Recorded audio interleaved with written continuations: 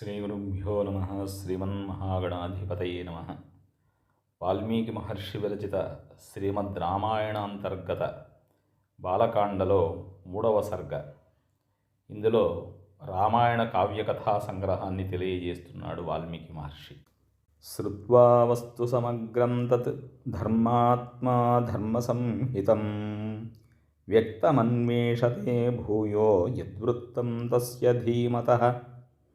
ధర్మాత్ముడైనటువంటి వాల్మీకి మహర్షి ఇతఃపూర్వమే నారద మహర్షి వలన ధర్మసహితమైనటువంటి రామకథను విని ఉన్నాడు.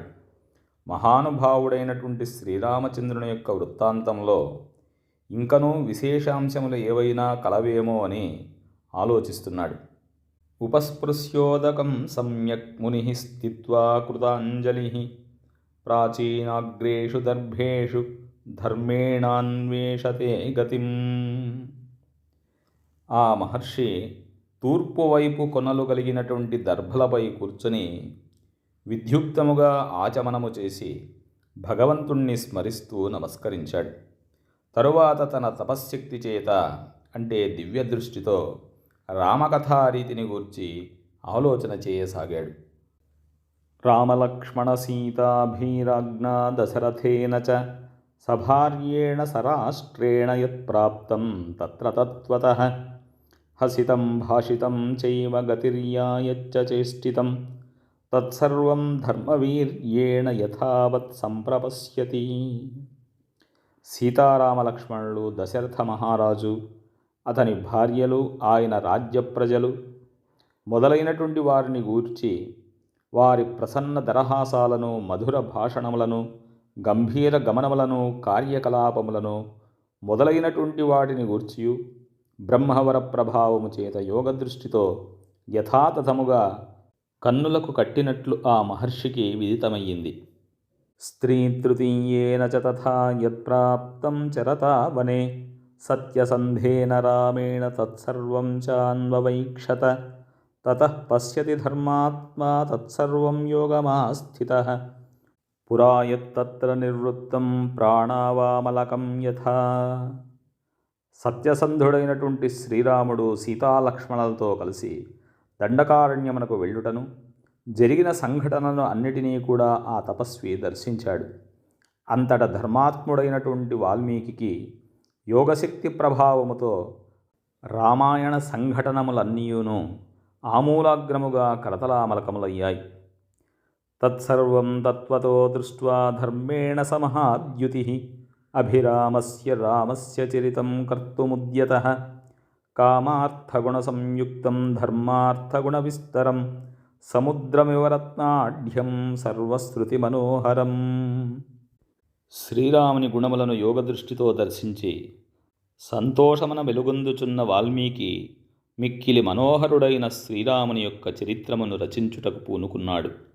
శంఖములు, ముత్యపు చిప్పలు మొదలైనటువంటి సాధారణ వస్తువులు కలిగి ఉన్నటువంటి సముద్రము ముఖ్యంగా రత్నాకరమే అయినట్లు రామాయణము కామార్థగుణములను అప్రధానముగా కలిగి ఉన్నను ప్రధానముగా ధర్మమోక్షములనే ప్రతిపాదించుచు ఇంకను అది వీణులకు విందును ఉనర్చున్నది, మనస్సునకు ఆనందమును గూర్చున్నది వేదసార సంగ్రహముగాను గోచరింపబడింది.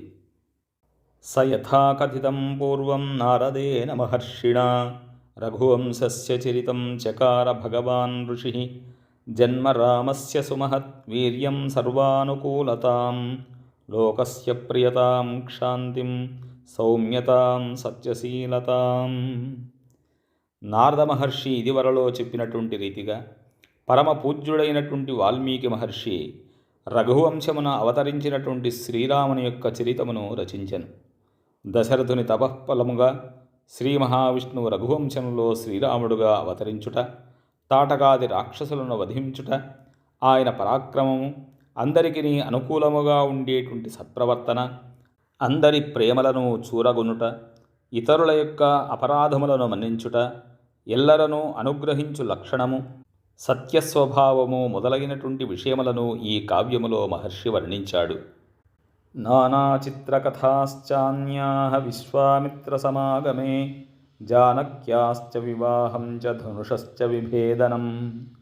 రామ రామ వివాదం చ గుణాన్ దాశరథేస్తథా తథాభిషేకం రామస్య కైకేయ్యా దుష్టభావతాం విఘాతం చాభిషేకస్య రాఘవస్య వివాసనం రాజ్ఞః శోకవిలాపం చ పరలోకస్య చాశ్రయం.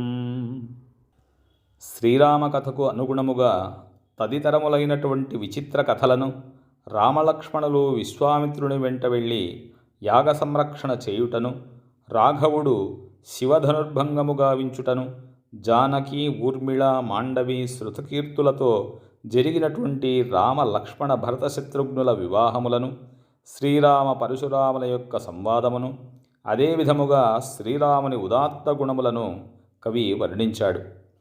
రామునకు యువరాజ పట్టాభిషేక ప్రయత్నములను, కైకేయి పన్నాగము వలన పట్టాభిషేకమునకు విఘ్నము ఏర్పడుటను, శ్రీరాముడు సీతాలక్ష్మణులతో కూడి వనవాసమునకు బయలుదేరుటను, దశరథుడు పుత్రశోక విహ్వలుడై స్వర్గస్థుడగుటను మహర్షి వివరించాడు. ప్రకృతీనాం విషాదం చ ప్రకృతీనాం విసర్జనం నిషాదాధిప సంవాదం సూతోపవర్తనం తథా గంగాయాశ్చాపి సంతారం భరద్వాజస్య దర్శనం భరద్వాజాభ్యనుజ్ఞానాత్ చిత్రకూటస్య దర్శనం వాస్తుకర్మనివేశం చ భరతాగమనం తథా ప్రసాదనం చ రామస్య పితుశ్చ శల్యక్రియాం పాదుకాగ్ర్యాభిషేకం చ నందిగ్రామనివాసనం. పురజనులు దుఃఖించుట, శ్రీరాముడు వారి కన్నుగప్పి వెడలిపోవుట, నిషాదరాజైనటువంటి గుహునితో సంభాషించుట, రథసారథిగా ఉన్నటువంటి సుమంత్రుడు అయోధ్యకు మరలుట మున్నగు విషయములను ఆ మహర్షి వివరించాడు. సీతారామ లక్ష్మణులు గంగానదిని దాటుట, వారు భరద్వాజ మహామునిని దర్శించుట, ఆయన అనుజ్ఞతో చిత్రకూటమునకు చేరుకొనుట, వాస్తుశాస్త్ర ప్రకారము అక్కడ పర్ణశాలను నిర్మించుట, అందు నివసించుట, భరతుడు వశిష్ఠాదులతో కూడి శ్రీరాముని దర్శించుట, ప్రసన్నుని చేసుకొనుట, శ్రీరాముడు స్వర్గస్థుడైనటువంటి తండ్రికి తర్పణములను అర్పించుట, భరతుడు శ్రీరాముని పాదుకలను తీసుకువచ్చి వాటికి పట్టాభిషేకము నర్చుట, తరువాత అతడు నందిగ్రామమున నివసించుట మొదలైనటువంటి ఘట్టములను మహర్షి వివరించాడు. దండకారణ్యగమనం విరాధస్య వధం తథా దర్శనం శరభంగస్య సుతీక్ష్ణేన సమాగమం అనసూయా సహాస్యామప్యంగరాగస్య చార్పణం అగస్త్యదర్శనం చైవ జటాయోరభిసంగమం పంచవట్యాశ్చ గమనం శూర్పణఖ్యాశ్చ దర్శనం శూర్పణఖ్యాశ్చ సంవాదం విరూపకరణం తథా వధం ఖరత్రిశిరసోః ఉత్థానం రావణస్య చ మారీచస్య వధం చైవ వైదేహ్యాహరణం తథా రాఘవస్య విలాపం చ గృధ్రరాజనిబర్హణం.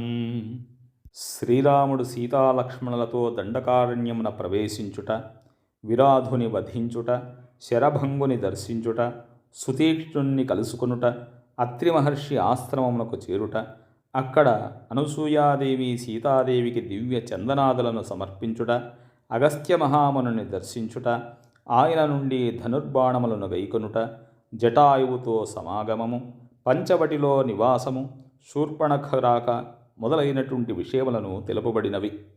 శూర్పణఖతో సంవాదము, ఆమె ముక్కు చెవులను ఖండించుట, రాముడు ఖరదూషణ త్రిశిరులను సంహరించుట, రావణుడు మారీచునితో కూడి పంచవటికి చేరుట, శ్రీరామునిచే మారీచ సంహారము, రావణునిచే సీతాపహరణము, శ్రీరాముడు సీతాదేవికై విలపించుట, జటాయు మరణము మొదలైనటువంటి అంశములు వివరించబడినవి.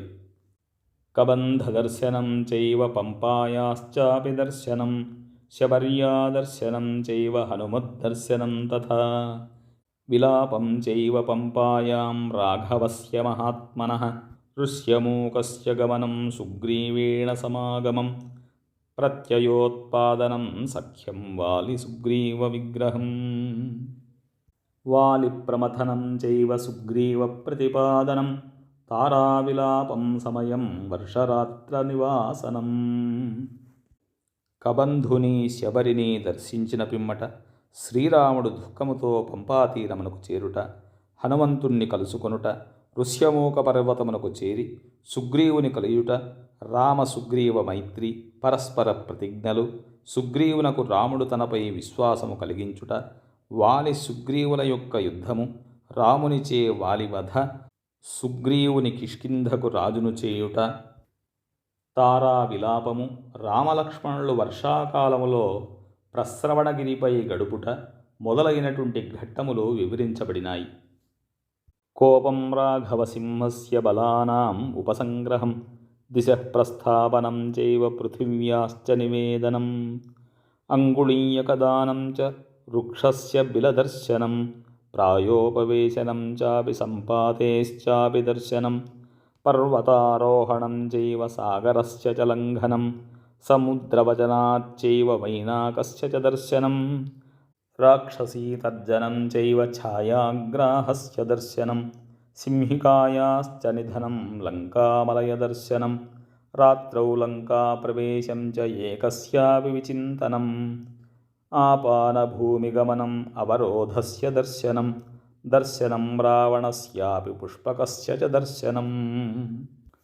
సుగ్రీవుని ఉపేక్షకు శ్రీరాముడు కోపగించుట, సేనల సమీకరణము, సుగ్రీవుడు నలుదిక్కులకు వానరయోధులను పంపించువారికి భౌగోళికాంశములను తెలుపుట, శ్రీరాముడు హనుమంతునకు అంగుళీయకమును ఇచ్చుట, జాంబవదాదులు స్వయం ప్రభను దర్శించుట, ప్రాయోపవేశమునకు సిద్ధపడినటువంటి అంగదాదులు సంపాతిని దర్శించుట మొదలైనటువంటి అంశములు వర్ణితములు. మహేంద్రగిరి నుండి హనుమంతుని సముద్ర లంఘనము, సముద్రుని ప్రేరణతో మైనాకుని ఆతిథ్య ప్రయత్నము, సురసను జయించుట, సింహికను వధించుట, లంకా మలయ పర్వతముల దర్శనము, రాత్రియందు మారుతి లంకలో ప్రవేశించి ఒంటరిగా ఆలోచించుట, పానభూమిని అంతఃపురమును గాలించుట, రావణుని దర్శించుట, పుష్పకమును పరిశీలించుట మొదలైనటువంటి ఘట్టములు వక్కాణింపబడినవి. అశోకవనికాయానం సీతాయాశ్చాపి దర్శనం అభిజ్ఞానప్రదానం చ సీతాయాశ్చాభిభాషణం రాక్షసీతర్జనం చైవ త్రిజటా స్వప్నదర్శనం మణిప్రదానం సీతాయాః వృక్షభంగం తథైవ చ రాక్షసీ విద్రవం చైవ కింకరాణాం నిబర్హణం గ్రహణం వాయుసూనోశ్చ లంకాదాహాభిగర్జనం ప్రతిప్లవనమేవాథ మధూనాం హరణం తథా రాఘవాశ్వాసనం చాపి మణినిర్యాతనం తథా. మారుతి అశోకవనమునకు చేరుట, రావణుడు సీతను భయపెట్టుట, హనుమంతుడు సీతమ్మను దర్శించుట, ఆమెకు అంగుళీయకమును సమర్పించుట, ఆమెతో సంభాషించుట, రాక్షస స్త్రీలు సీతాదేవిని భయపెట్టుట, త్రిజటా స్వప్న వృత్తాంతము, సీతాదేవి చూడామణిని హనుమంతునకు ఇచ్చుట, హనుమంతుడు అశోకవనమును ధ్వంసము చేయుట అనేటువంటి విషయములు వర్ణితములు. హనుమంతునకు భయపడి రాక్షస స్త్రీలు పారిపోవుట, కింకర నామక రాక్షసులను తదితర రాక్షస యోధులను మారుతి మట్టుబెట్టుట, బ్రహ్మాస్త్రముచే బంధితుడైనటువంటి వాయుసుతుడు రావణ సభకు చేరుట, లంకను కాల్చుట, సముద్రముపై తిరుగు ప్రయాణము, వానరులచే మధుభక్షణము, ఆంజనేయుడు రాముని ఓదార్చుట, చూడామణిని సమర్పించుట మొదలైనటువంటి అంశములు తెలుపబడినవి. సంగమం చ సముద్రేణ నళసేతోశ్చ బంధనం ప్రతారం చ సముద్రస్య రాత్రౌ లంకావరోధనం విభీషణేన సంసర్గం వధోపాయ నివేదనం కుంభకర్ణస్య నిధనం మేఘనాద నిబర్హణం. శ్రీరాముడు సైన్యములతో సముద్ర తీరమునకు చేరుట, నలుడు సముద్రముపై సేతువును నిర్మించుట, సముద్రమును దాటి రాత్రివేళ లంకను ముట్టడించుట, విభీషణ శరణాగతి, రాక్షస యోధులను వధించు ఉపాయములను విభీషణుడు శ్రీరామునకు తెలుపుట, కుంభకర్ణ మేఘనాదుల సంహారము మొదలైనటువంటి విషయములు వర్ణితములు. రావణస్య వినాశం చ సీతావాప్తిం మరేః పురే విభీషణాభిషేకం చ పుష్పకస్య చ దర్శనం అయోధ్యాయాశ్చ గమనం భరతేన సమాగమం రామాభిషేకాభ్యుదయం సర్వసైన్య విసర్జనం స్వరాష్ట్రరంజనం చైవ వైదేహ్యాశ్చ విసర్జనం అనాగతం చ యత్కించిత్ రామస్య వసుధాతలే తచ్చకారోత్తరే కావ్యే వాల్మీకిర్భగవాన్ ఋషి. శ్రీరాముడు రావణుని పరిమార్చుట, సీతాదేవిని చేరదీయుట, విభీషణుని లంకాధిపతిని గావించి పుష్పకమును అధిరోహించుట, విమానముపై అయోధ్యకు బయలుదేరుట, భరతుని కలయుట, శ్రీరాముడు రాజ్యాభిషిక్తుడగుట, వానర సైన్యములను వారి వారి ప్రదేశములకు పంపించుట, ప్రజానురంజకముగా శ్రీరాముని పరిపాలనము మున్నగు ఘట్టములు వర్ణించబడినవి. ఇంతవరకును గల రామాయణ కావ్య విశేషములన్నీయును 6 కాండలుగా వాల్మీకి మునిచే రచించబడినవి. సీతాపరిత్యాగమును, తదనంతర ఘట్టములను పూజ్యుడైన వాల్మీకి మహర్షి ఉత్తరకాండమున వివరించాడు. ఇత్యార్షే శ్రీమద్ రామాయణే వాల్మీకీయే ఆదికావ్యే బాలకాండే తృతీయః సర్గః. వాల్మీకి మహర్షి విరచితమై ఆదికావ్యమైన శ్రీమద్ రామాయణమునందలి బాలకాండమునందు 3వ సర్గము సమాప్తము. ఓం శాంతి శాంతి శాంతి. హరి ఓం.